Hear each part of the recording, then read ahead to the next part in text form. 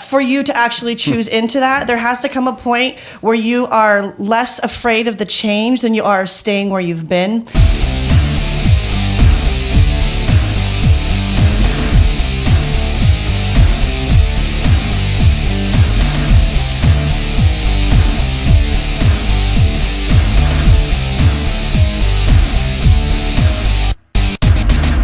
We have selected a random. Zach can confirm that Yes. this was random. Yes, I googled a random number generator and I daily found reflection. a number. For those of you who are familiar with the daily reflection, I felt like it'd be more fun because we don't do this podcast every day, so I don't want to just pick the day of the week that we happen to be on. I wanted it to just be like random. So I'm going to pull this card out. We're going to read the daily reflection for the day, and as our special guest today is Holly, I want her to speak first on it, and then if there's anything that you want to bring up in light of this random daily reflection, we have nobody knows what it is, then I'll let you kind of take it from there, and then we will close from there. All right, June 5th. Here's the word title is entirely ready, is the question mark, entirely ready.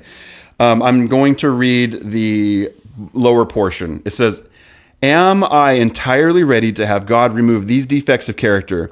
Do I know at long last that I cannot save myself? I have come to believe that I cannot. If I am unable, if my best intentions go wrong, if my desires are selfishly motivated, and if my knowledge and will are limited, then I am ready to embrace God's will for my life. Totally random. What do you got, Holly? That's good. That's so good. As you were reading that, I was immediately hearing a conversation I was having with a precious woman who she's deciding if she wants to fully be sober or not. And she, it really came down to, she started trying to put out contingencies. Well, if you do this and you do this and you do this, then I can be sober. And it really comes down to, I actually can't want it for you. No one else can want it for you. No one else can wish it for you. No one else can make your circumstances the perfect circumstance for you to actually choose into that. There has to come a point where you are less afraid of the change than you are staying where you've been. And at that point is when you actually become entirely ready, because at that point you say, at any cost, whatever it is, I have to be done with this. And you will succeed when that becomes your focus, as your train of thought, is at any cost, I'm willing to do whatever it takes. And you won't always feel that way in the journey. You won't always feel like, in this moment, I'm feeling entirely ready. But that's why you surround yourself with people who are going to support you, who are going to walk with you. Because in those moments when you're feeling not so entirely ready, they lift you back up and say, no, you've got this. I'm behind you. I've got this. I'm beside you. And they help bring some truth in of the stellar person that you are, because you need to know that you're amazing. The fact that you're even looking at sobriety, dude, you are a rock star. And so they lift you back up into that place, and you're like, no, you're right. I got this. And then you continue moving forward. Yeah, let me respond, and then I'll turn it over to Zach. So in my experience, I was entirely ready many times. So I hit these, I'm ready.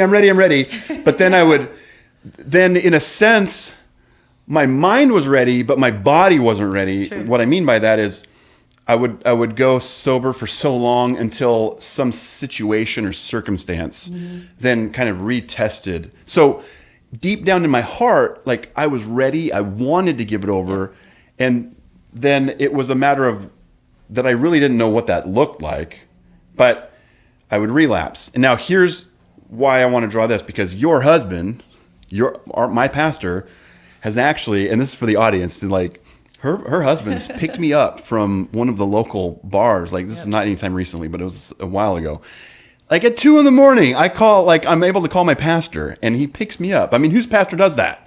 And he didn't say, "Are you ready? Are you going to do it again? Is this your last one? Are you sure?" It was just love.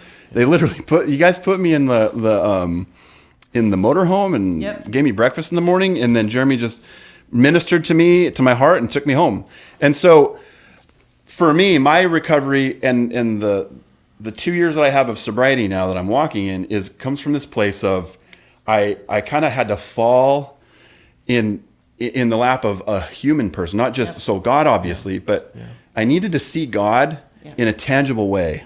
And the way that I was able to see God and understand God is through people. Yep. Right. And so, Zach, what would you have to say in response to that? You nailed the one thing I was going to tag, which is having someone to be able to steward the recovery process for you. Not do it for you, but help you literally walk you, hold your hand and walk you through the amount that the amount of time that is necessary for you to start to make your own right decisions. And that has to be the process. That's the messy process. That's the hard process for us as leaders, because honestly, and by the way, I'll never say that relapse is a part of recovery. I'll never say that, because I believe people can be clean and sober wholeheartedly the first try. Do we see that very often? Hardly ever. Hardly ever. But that doesn't mean you did something wrong, because honestly, we're not counting. Yeah. That's good. You know what I mean? We're not counting. All we're doing is celebrating. Oh, I know people keep count. And so that's what I was going to say was when are we entirely ready? We can be entirely ready all the time. We can be entirely ready many times. Right. But until we find ourselves, honestly, most of the time, what I've seen, in a healthy enough environment, in a place where we're connected to the right people to actually help walk us through, we may never step past being ready. So I have a great question. The Holy Spirit just gave me this. So this is for Holly.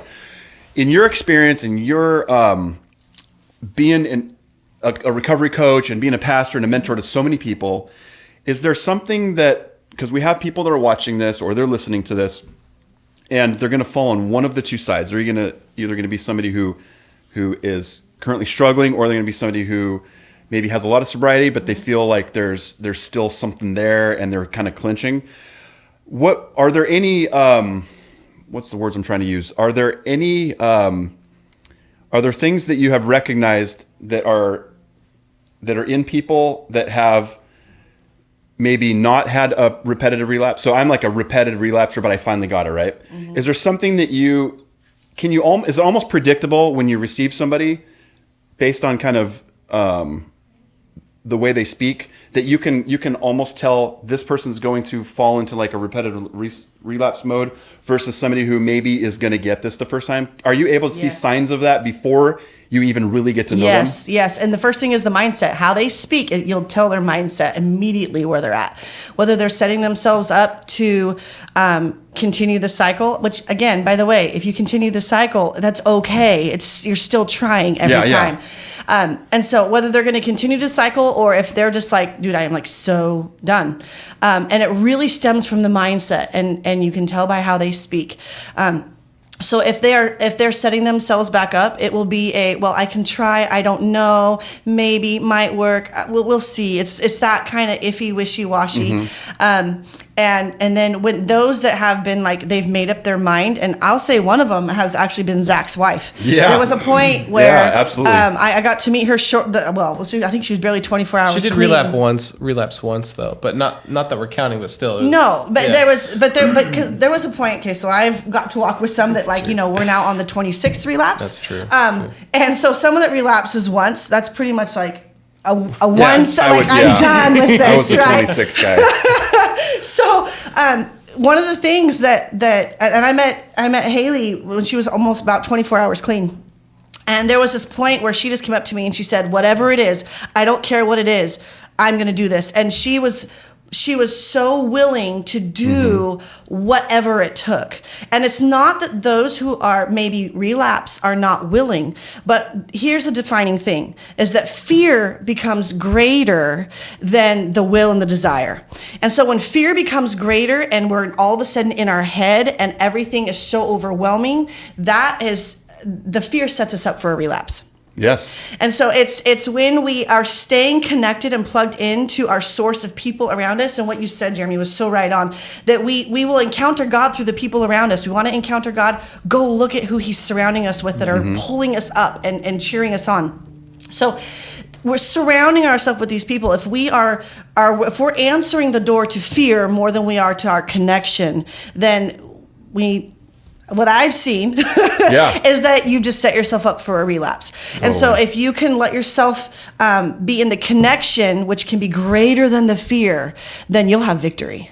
And that's really helped me, because the Lord is showing me, like, I had to come to a place where I didn't relive that guilt every time. Eventually, Right. I mean, and this isn't to say that there wasn't some sort of conviction, but it was just, as I continued to do this, I would get a little bit stronger, and especially as I was learning identity and purpose and things like that, to where I was like my own worst enemy.